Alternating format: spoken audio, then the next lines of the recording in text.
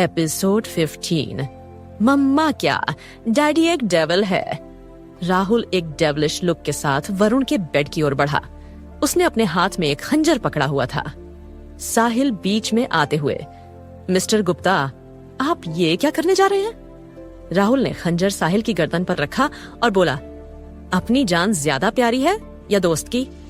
साहिल राहुल की आंखों में मर्डरिंग ऑरा देख डर कर पीछे हुआ तो राहुल ने वरुण के हाथ को पकड़ा जिस पर पट्टियां बंधी थीं।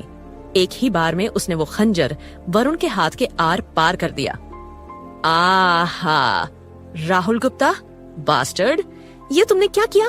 वरुण चिल्लाया। राहुल शैतानी हंसी के साथ बोला, तुमने मेरी आरोही को हाथ लगाया है, इसकी सजा सिर्फ मौत है। ये कहकर राहुल ने वरुण की शर्ट को पकड़ा और उसे घसीटकर वार्ड से बाहर ले गया।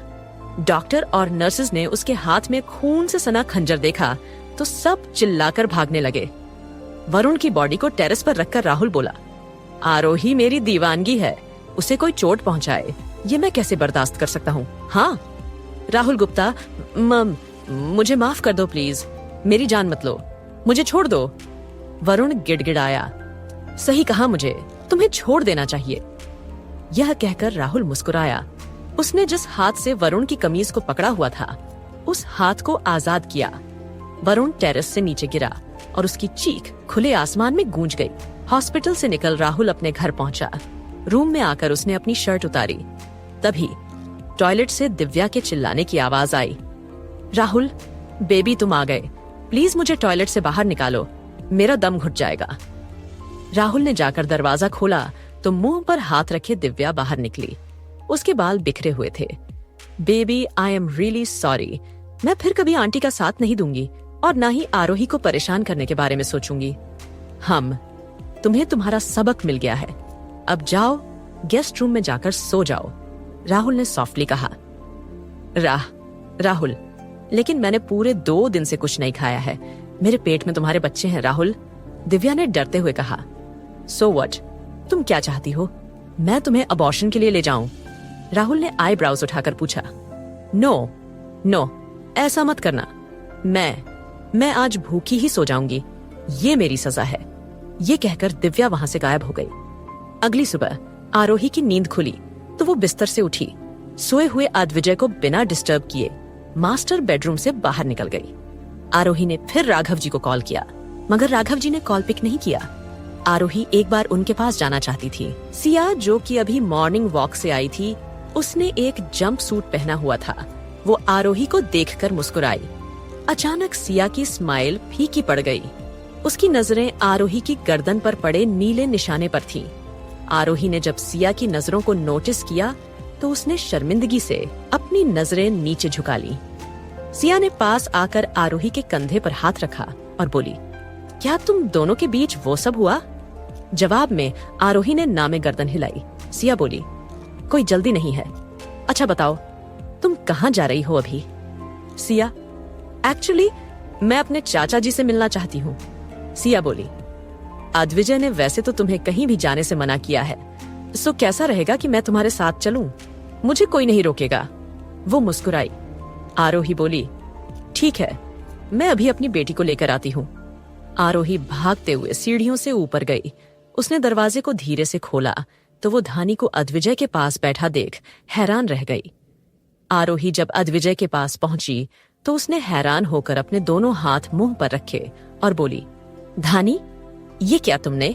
ये सुन धानी ने अपने होठों पर हाथ रखा और बोली, शश, धीरे मम्मा, न्यू डैडी जाग जाएंगे।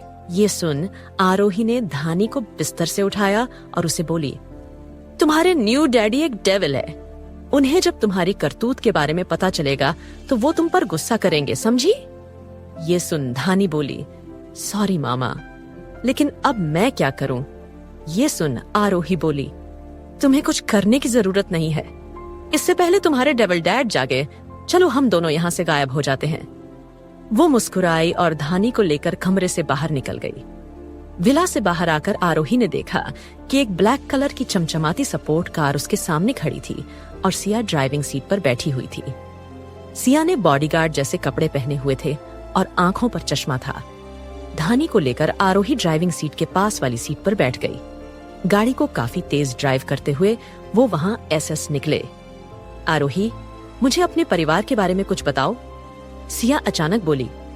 ये सुन, आरोही बोली, मेरे मॉम डैड नहीं है और मुझे अग्रवाल परिवार ने गोद लिया था।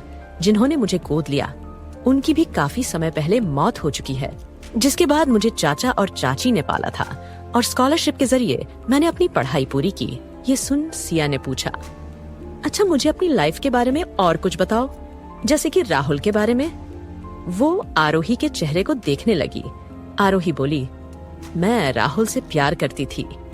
आरोही को बीच में रोकते हुए सिया बोली, क्या तुम्हें अभी भी उस इंसान से प्यार है? आरोही ने नामे गर्दन हिलाई। सिया कुछ देर खामोश रही। जब उसने देखा कि धानी सो चुकी है तो उसने अपने मन में चल रहे सवाल को पूछा, आरोही, क्या तुम्हें पता है धानी के डैड कौन है? ये सुन आरोही बोली, सच कहूं तो मुझे नहीं पता।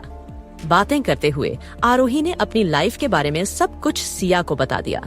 जब वो दोनों अग्रवाल परिवार के न्यू विला के पास पहुंचे तो सिया ने आरोही के हाथ पर अपना हाथ रखा और बोली, अद्विजय को तुम्हारे बारे में गलतफहमी है। डोंट वरी, मैं उसकी गलतफहमियों को दूर करने में तुम्हारी मदद करूंगी। ये सुन आरोही बोली, कोई जरूरत नहीं है, मैं वैसे भी यहाँ अपना काम करने आई हूँ। मुझे फर्क नहीं पड़ता कि वो मेरे बा रेमे क्या सोचते हैं। जब तीनों अग्रवाल हाउस पहुंची तो वो वहां की हालत देखकर दंग रह गई।